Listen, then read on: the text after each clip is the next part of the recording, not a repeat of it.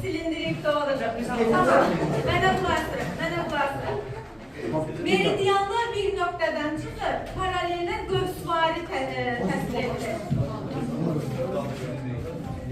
Konusda konus. Hayır, konus. Tamam, konus. Doğru. Düzdür ya. Düzdür. Aferin. Tamam. Bence konus. Trapezya şeklinde olur. Trapezya, aferin. Azerbaycanın xəritəsi həmin qayıqdan olur. Səhvdir. Azerbaycanın xəritəsi. Çox uzundur, bayaq dedim axı. Diqqətli Çok olaq. elbise çarpı ya. Elbise Tamam.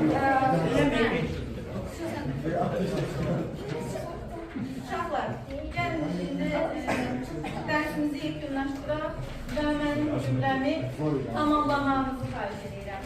Biz bugün öyrəndik ki, əlinizi qaldırın, cavab verin. Buyurun.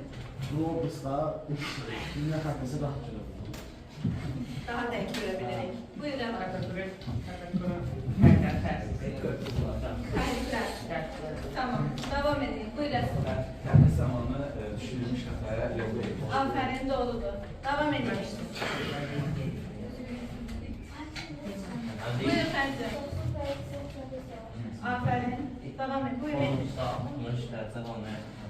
Toxunur, düzdür. Devam edirik.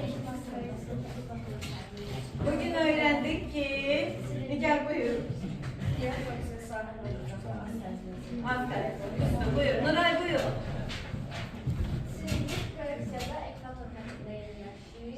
Toxunur və həmin toxunma xəttində də tənbih oldu. Buyur. Azərbaycan xəritəsi çox uzun. Aferin. Devam edin. Buyur Nigar. Siz herhalde sahəli işler. Çok sağ olun, teşekkür ederim.